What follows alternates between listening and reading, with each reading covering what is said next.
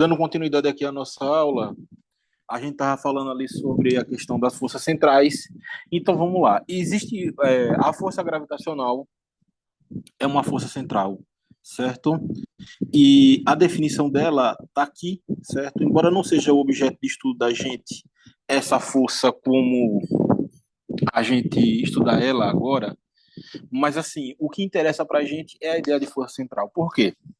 Se essa força daqui é uma força central, implica que o torque nesse sistema entre o Sol e um determinado planeta, vou botar aqui em módulo, dele vai ser igual a zero. Ou seja, vai haver a conservação do momento angular.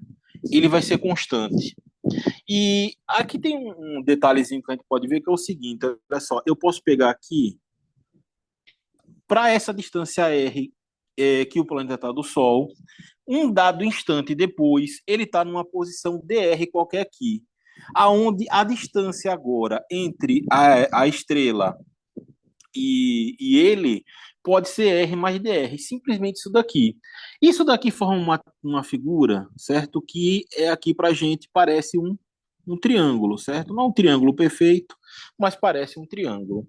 Isso daqui vai ser importante porque, ó, se você a gente pegar aqui, por exemplo, é, o, o produto vetorial C entre A e B, tá? E eu digo que esses produtos aqui, esse produto daqui, ele vai ter um ângulo de 90 graus entre eles, vão ser perpendiculares entre eles. Então eu posso dizer aqui que o módulo de C vai ser igual a A vezes B, módulo de A vezes o módulo de B, por exemplo, tá? E esse módulo daqui, sendo 90 graus o ângulo entre eles, por exemplo, assim, ó, aqui é A e aqui é B. Então, a gente tem uma figura aqui, e que figura seria essa? Seria mais ou menos o quê? Um paralelograma. Então, o produto vetorial, ela forma uma figura, e nesse caso daqui, que a gente está vendo, é um paralelograma. Com essa ideia na mente, com essa ideia na mente, a gente pode fazer o que aqui?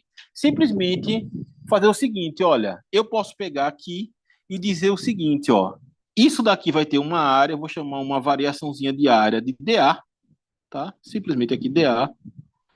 Estou fazendo ela vetorial. Por quê? Porque essa variação de área dA, ela vai ser o quê? Ela vai ser aqui, ó, metade de R vezes dr, tá? Estou fazendo metade porque é o que ela tá entregando. Ela está entregando metade, é como se fosse um triângulo entre essas duas. E aqui a gente pode fazer o seguinte, olha, eu posso derivar temporalmente isso daqui, certo? De maneira que é o seguinte, ó, a gente escreve dA, não, perdão, dA, dA, dt, estou escrevendo temporalmente isso daqui, certo? Isso daqui vai ser igual a 1 sobre 2, tá? Aí aqui fica R. Se eu derivei do lado esquerdo, eu tenho que derivar do lado direito. E para me derivar do lado direito, eu vou derivar em relação a quem? A dr, já que R, ele não é diferenciável nesse caso, ele é constante ali, né? Então, isso aqui vai ficar como? Vai ficar d de R dt. E aqui a gente pode fazer o seguinte, ó, eu posso adicionar aqui a massa, certo? Desse lado de cá, e multiplicar. Se eu boto a massa embaixo, eu tenho que multiplicar a massa onde? Em cima. Então eu posso botar, por exemplo, a massa aqui, tá? Isso daqui vai ser o quê? Vai ser a velocidade. Massa vezes a velocidade dá o quê pra gente? Dá momento, certo? Então a gente pode escrever essa derivada que está aqui, d de a dt, como sendo o quê? Como sendo 1 sobre 2m, 1 sobre 2m, de quem? De mr vezes v. E isso daqui vai ser o quê? Quem é mr vezes v? É o nosso momento linear. Então, isso aqui vai ser, ó, L sobre 2m, tá? De maneira que o quê? Que o módulo disso daqui,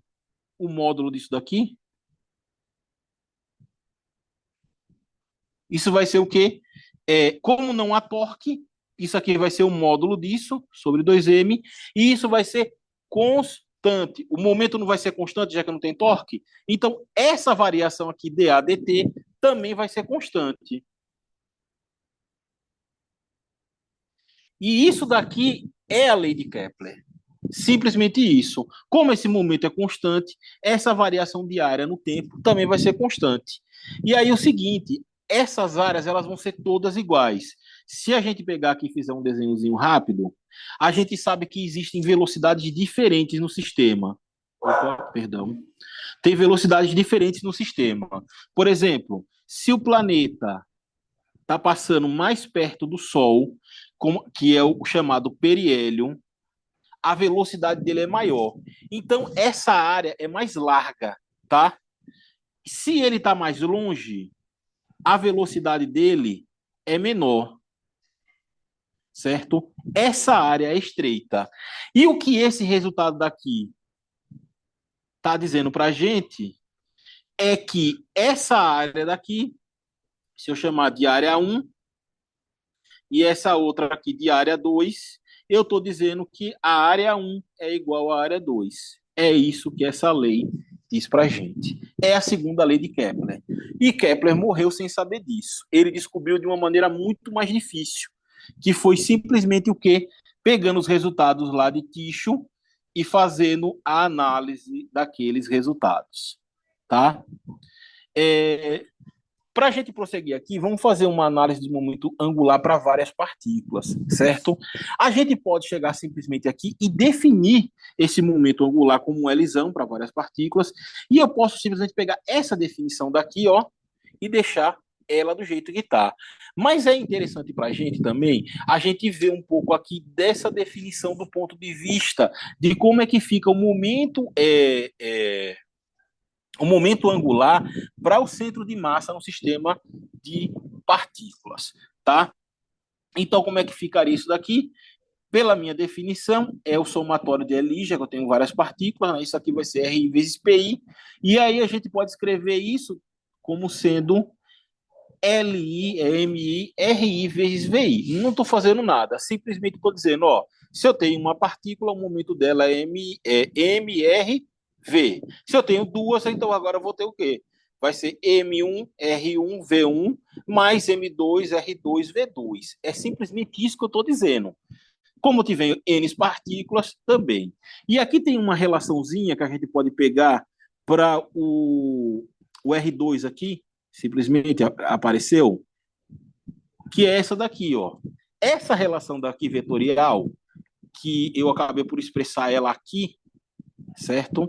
Ela diz o que para a gente? Que existe uma relação de um vetor relativo ao R do centro de massa. Esse aqui é o R do centro de massa do nosso sistema.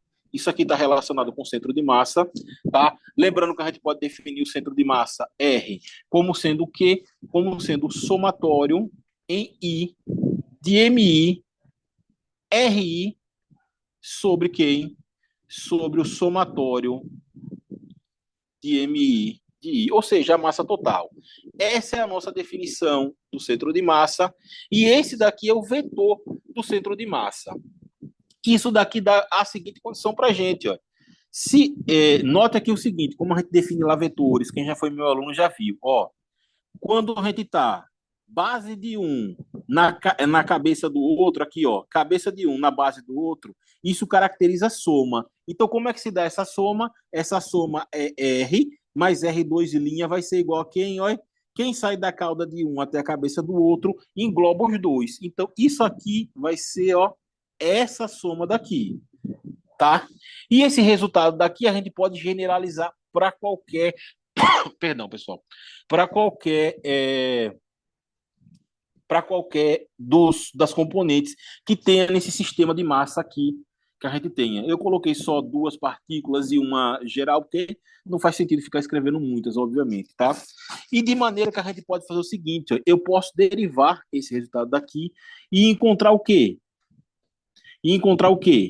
Que VI, certo? O vetor VI, ele vai ser a velocidade do centro de massa mais VI relacionado com o centro de massa, tá? E aí a gente pode fazer o que com isso daqui? Eu simplesmente posso chegar aqui e escrever, olha, com isso em mente, a gente sabe que L vai ser o somatório de LI. Beleza. Mas quem vai ser LI? A gente pode escrever como sendo o somatório em I de quem? De RI vezes PI, tá? E quem é que vai ser o meu RI nesse caso aqui, ó? Aí a gente vai para a nossa definiçãozinha aqui, ó. De maneira que eu possa escrever isso aqui como sendo o somatório em I de quem? De RI linha, certo? Mais o raio R, que é do centro de massa, vezes o PI. E aqui a gente poderia chegar aqui e simplesmente escrever, ó. Eu posso fazer aqui a propriedade distributiva e escrever isso aqui, ó, da seguinte maneira. L vai ser igual ao somatório em I de quem? Aí, ó, assim, eu também posso escrever o meu PI como sendo o produto da massa pela velocidade. E aí a gente pode aplicar essa relação daqui também. Então, eu poderia pegar e botar a minha massa para cá, certo? Então, ficaria MI, abre parênteses, e aí aqui a gente escreveria novamente, RI linha mais R do centro de massa, certo? E aqui, aí vai ser a nossa propriedade distributiva, né, do produto vetorial, vai ser VI linha mais a velocidade do centro de massa. Quando a gente distribui tudo isso daqui, certo? Quando a gente distribui tudo isso daqui, o que, que a gente encontra? A gente vai encontrar que isso daqui vai dar para a gente, ó, o somatório em I de quem? De MI, RI', certo? RI', vezes VI', simplesmente distribuindo aqui, ó, mais o somatório de quem?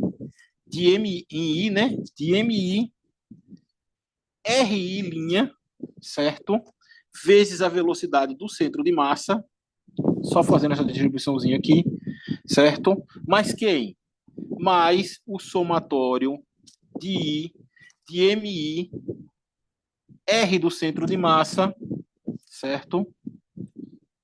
Vezes o VI', mais, ficou faltando espaço aqui para botar um termo, mas eu vou botar aqui apertadinho, ó, mais quem?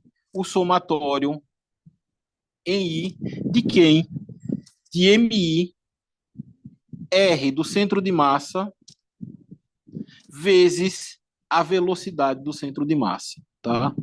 Desculpa aí, pessoal, ficou apertado aqui. Mas vamos ao seguinte, olha só. Se vocês lembrarem lá quando a gente estudou o momento linear, e é uma coisa muito fácil de ver. Se você está no centro de massa, certo? Você está ali no centro de massa, e você compara o centro de massa a um ônibus, você está no ônibus. Qual é a sua posição relativa em relação ao ônibus, você estando dentro do ônibus? É muito fácil de ver. Se você está dentro do ônibus, a sua posição relativa é zero. Você está dentro do ônibus. Se você está no centro de massa, a sua posição relativa ao centro de massa é zero, tá? E se você está caminhando dentro do ônibus, enquanto o ônibus se desloca, qual é a sua velocidade em relação ao centro de massa? Já que o centro de massa está ali todo andando. Sua velocidade é zero, tá? Então, essas duas relações aqui, elas são extremamente importantes. Por quê? Porque elas acabam aparecendo aqui em cima. Ó, se a gente for olhar aqui, eu tenho MI, RI, ó, aqui em cima. Esse termo vai ser zero e vai desaparecer da nossa equação, tá? Qual é o outro termo que vai desaparecer aqui? O outro termo que vai desaparecer está aqui, ó. MI vezes o raio do centro de massa, esse MI pode ser multiplicado com esse VI aqui, ó, tá? E MI e VI é o quê? Esses dois termos aqui junto, ele vai ser zero também, tá? Então sobrou o que para a gente aqui? Sobrou simplesmente que o momento angular, certo? Ele vai ser dado por qual relação? Ele vai ser dado por isso daqui, o somatório de I, de MI, de RI' vezes VI', tá? vezes V', ok? Mais, mais quem? Cadê aqui? O que sobrou o termo do centro de massa. Então fica, ó, MI, certo? O raio do centro de massa vezes a velocidade do centro de massa em relação a I. De maneira que a gente pode escrever isso aqui da seguinte maneira, ó. Eu posso escrever isso daqui, esse momento, em relação ao sistema de partículas ali no centro de massa, pode ser L', tá? Vai ser o vetor aqui L', o momento angular, mas aqui a gente pode escrever esse R do centro de massa como sendo simplesmente um Rzão, como a gente tinha definido aqui em cima.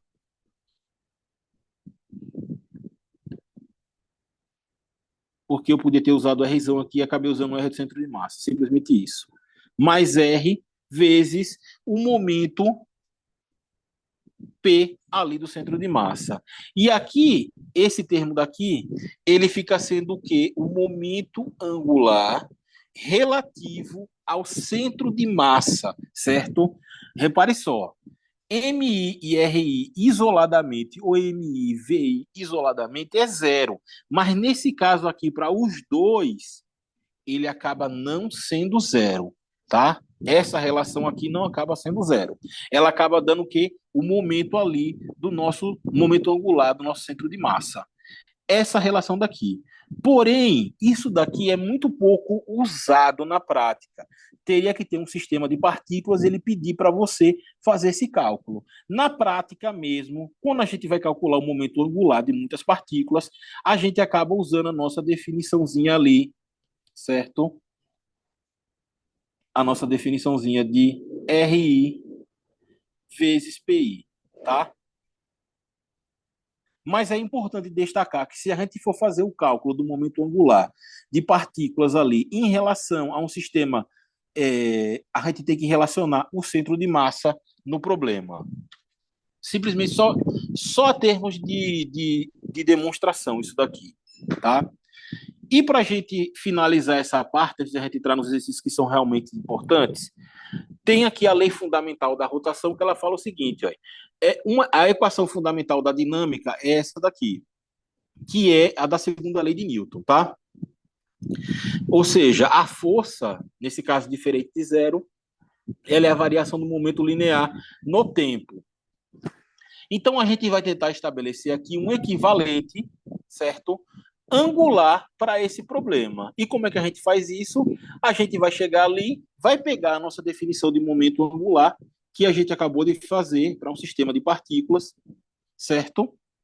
E aí a gente deriva essa relação, como está sendo demonstrado aqui. Por enquanto, nada. A gente já fez isso anteriormente. E aí a gente escreve essa nossa relação dessa maneira daqui, como a gente está vendo. Aonde dr dti aqui vai ser o quê? Vai ser zero, por quê? Porque a velocidade ela vai ser paralela, dr dti vai ser v, e v vai ser paralelo ao momento, né? Já que o momento também é uma função de v. Como isso daqui vai ser zero, sobrou o quê? Sobrou essa relação daqui, e isso daqui é a nossa força, tá? A nossa força aqui. E aí a gente sabe o quê? Essa relação daqui é o que a gente chama de torque, ou seja, isso aqui é R vezes F, e isso daqui é o torque. Nada demais do como a gente já não tinha feito antes. Simplesmente eu estou demonstrando que existe um torque. Só que o seguinte, as forças que estão atuando nesse sistema, eles vão ter forças internas e forças externas. E aí, a gente já fez uma análise para o momento linear e eu demonstrei ali que acontece o seguinte, ó, as forças internas do sistema de partículas, elas acabam que se cancelando no sistema, certo? A gente abre, escreve em relação a forças internas e externas, que nem está sendo feito aqui, tá? De maneira que o quê? Que essa relação para forças aqui, ó, internas, certo? ela desaparece. As forças internas elas se autocancelam. Eu não coloquei essa relação aqui no espectro da aula, porque é um exercício um pouco, vai ser um pouco fútil nesse momento aqui, para o que interessa para a gente. O que interessa para a gente aqui é o seguinte, ó, é que o que sobrou para a gente da nossa conta é que dl, certo? dt, ou seja, a variação do momento angular, vai ser o quê? Vai ser o somatório em I de RI vezes FI, esse F agora é externo, tá? De maneira que a gente vai produzir o quê? Vai produzir um somatório em I de quem? Do torque. Mas que torque é esse? Externo. Então, o que está interessando para a gente aqui, como eu já havia dito anteriormente, não importa se tenha forças externas em relação ao momento angular. O que interessa para a gente são os torques, tá? Se houver torques externos atuando, não vai haver conservação do momento angular. Porém, se esse somatório de I aqui, ó, se o somatório em I do torque I, certo? Externo for igual ao vetor nulo, aí a gente vai ter o quê? Vai ter conservação do nosso momento angular. Isso implicaria o quê? Que L seria igual a L0. Tudo que a gente está fazendo aqui simplesmente é para demonstrar que existe uma relação, certo? Uma relação entre o momento linear e o momento angular, ou seja, a ideia de rotação e translação, a paridade, certo? Ou seja, olha só, a derivada do momento angular no... Para dentro, vamos. Vai ser igual ao torque externo, certo? Da mesma maneira que a gente obtém o quê? Obtém que para o momento... Para dentro. Vai, entra, entra. Pandora, Safira, entre. Pessoal, perdão, desculpa aí, os cachorros aqui, eu não fechei a porta porque tá quente, entendeu? Aí elas aproveitaram para brincar. Desculpe, viu? E aí a gente já tinha encontrado anteriormente que essa relação do momento linear, ela dá o que para a gente? A força externa. Mostrando novamente aqui o que eu já havia dito no começo da aula das nossas relações. Aqui, ó. E não é só isso. Todas as leis que valem para um acabam valendo para o outro, tá?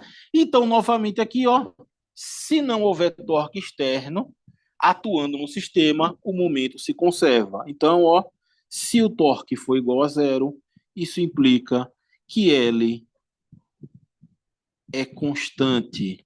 E é com isso L igual a L0. E é isso daqui que é o que a gente vai trabalhar nas nossas questões, entendeu? Acaba sendo isso daqui. E por fim aqui, certo? Uma última parte importante é a relação, a rotação em torno de um eixo fixo. Por que isso daqui vai ser relevante para o que a gente quer ver? Simplesmente porque as nossas relações de momento angular, elas podem ser ou não para um eixo fixo, certo? Só que se não for em relação ao eixo fixo, a gente acaba caindo numa ideia muito mais complexa. Mas se tratando do curso de física, física 1B, a gente vai tratar daquilo que é mais simples, ou seja, a gente vai ter um eixo de rotação muito bem definido. Por exemplo, você tem uma porta ali, a porta ela tem um eixo e esse eixo da porta é Z, certo?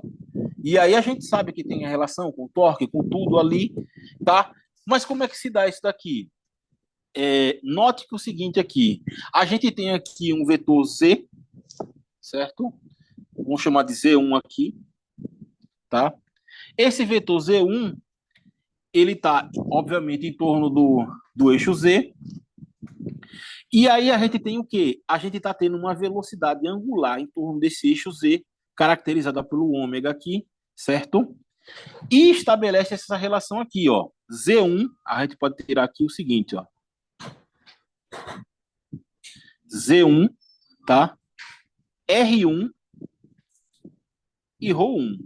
Tem essa relação aqui entre eles. Por que que é isso? A gente pode chegar aqui simplesmente o seguinte, ó. Eu posso estabelecer vetorialmente aqui o quê? Eu posso dizer que RI, certo?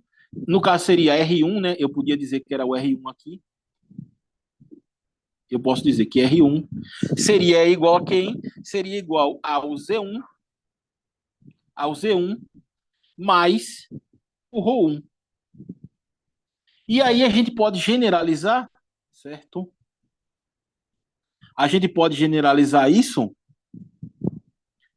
dessa maneira daqui, certo? Como eu posso dizer que RI simplesmente vai ser quem? Vai ser ZI mais ρ de I, tá? E com isso daqui, a gente sabe o quê? Ó, o momento para uma partícula aqui, qualquer, Li, certo? Ele vai ser Ri vezes Pi. E aí a gente vai chegar simplesmente aqui e substituir. Aonde tem o Ri, a gente vai colocar Zi rho de I, de maneira que eu possa escrever que esse momento daqui, a gente separando ele, vai ser o seguinte, ó. Vai ser Zi vezes Zi vezes o rho de I, certo? Opa, perdão. Zi vezes o momento de I, tá? Zi vezes o momento de I, mais, abre parênteses, agora sim, rho de I vezes P de I. Esse rho acabou sendo uma escolha infeliz, porque fica aparecendo P, tá? E aí o seguinte, olha só, esse eixo daqui, ele não é, olha só, esse eixo daqui, ele acaba sendo perpendicular esse resultado daqui. Porque, repare só, quando a gente tem um produto vetorial, se eu tenho um produto vetorial, ele acaba sendo perpendicular aos dois eixos. Então, olha só, se eu tenho C igual a A vezes B, certo? E se eu disser que o meu A está aqui e o meu B está aqui, o meu C ele vai estar aqui de maneira que ele esteja perpendicular aos dois. Então, a gente pode dizer o seguinte, ó, esse produto daqui, vetorial, entre ZI e PI, ele vai estar o quê? Perpendicular ao eixo Z, que coincide com o próprio ZI ali, tá? E se ele é perpendicular, isso aqui não interessa para a gente nesse caso. O que interessa para a gente é esse daqui, ó. Esse daqui, ele não é perpendicular ao eixo Z, ele é paralelo ao eixo Z. O fato dele ser paralelo ao eixo Z vai me dizer o quê? Vai me dizer que essa relação daqui, ela vai estar acontecendo em torno do eixo Z. Então, vai haver essa simetria de maneira que eu possa escrever que L de Z de, perdão, L de Z, o momento angular ali em torno do eixo Z, vai ser igual a quem? Certo? Vai ser igual ao Rodi, quantos minutos? Rodi vezes o P de I, em módulo, isso daqui, L de Z, vai ser igual, eu vou botar aqui só para a gente estabelecer a ideia de módulo, Rodi, certo? Vezes o P de I. E isso daqui dá para a gente o quê? A gente sabe que L de Z de I vai ser Rho de I, agora em módulo, vezes a massa de I, certo? Vezes a velocidade de I, e o ângulo que eles estão fazendo aqui entre eles vai ser o quê? Ó, 90 graus, tá? Como é 90 graus o ângulo da velocidade ρ, olha aqui, ó, esse aqui é ρ, tá? Ela tá girando a partícula, ó, tá? Então aqui, essa é a velocidade VI, no giro. essa velocidade é perpendicular a esse ângulo. Então, o seno daqui, entre eles, seriam 90 graus, tá? E aí a gente sabe que esse seno de 90 já é 1, por isso que eu nem coloquei na nossa conta, mas eu vou deixar aí agora. LZ de I vai ser Rho de I, M de I, VI. O que é que a gente sabe disso daqui? Tá? Eu posso escrever V em termos de quê? A gente sabe que V é igual a ômega vezes o raio. Só que nesse caso, o raio que a gente está trabalhando é o próprio ρ, o ρ de I. Então, eu posso escrever L de Z em relação a I como sendo quem? Sendo a massa, certo? I, ômega vezes o raio de I ao quadrado. E aí tem o seguinte, se eu aproximo esse daqui, dessas maneiras daqui, L de Z de I, vai ser M de I, ρ ao quadrado de I. Essa definição daqui é uma definição que a gente já usou anteriormente, que é o seguinte, ó, MI, RI ao quadrado. E essa definição aqui é o nosso momento de inércia, tá?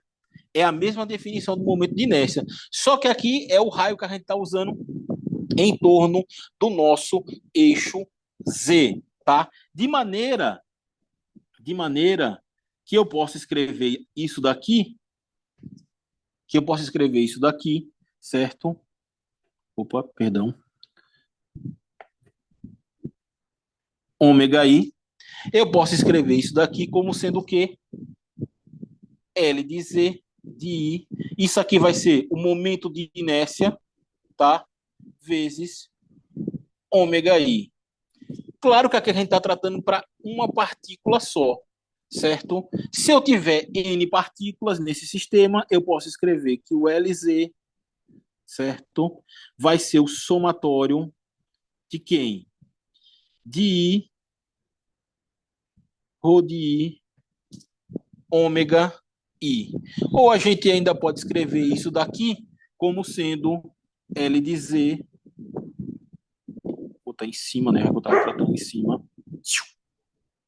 L de Z igual essa relação daqui é o momento de inércia do sistema todo. Então, a gente pode escrever I vezes ômega, tá? E a gente estabelece a nossa relação. Sendo que todas as outras relações, por exemplo, o torque, ele pode ser aplicado aí da mesma maneira, sem qualquer tipo de problema. Com isso daqui, a gente estabeleceu o quê? Que em torno do eixo Z, a gente pode estabelecer essa relação aqui de I vezes ômega. E com isso daqui, a gente está apto a fazer todas as questões que tenham nos livros e muito mais anteriormente aí, tá? É em torno do eixo Z que a gente vai trabalhar. Por isso que está escrito aqui, ó, certo? A tabela de rotação em relação ao eixo fixo, certo? Então a gente encontra aqui, ó, a nossa relação de momento para o eixo Z, ela acaba sendo igual a essa relação daqui. Simplesmente aqui linear a nossa questão, tem a conservação, E com essa ideia dessa tabela daqui, que foi o que a gente trabalhou até o momento, a gente pode resolver todas as questões. Eu separei duas questões para a gente finalizar a aula, sendo que uma questão não é de provas anteriores, mas ela é interessante para se aplicar, e essa outra questão é uma questão de provas anteriores, tá? Só que o tempo não vai dar para fazer agora, a gente retorna daqui a pouquinho para a gente fazer as questões e finalizar a aula, tá certo? Até já aí, viu?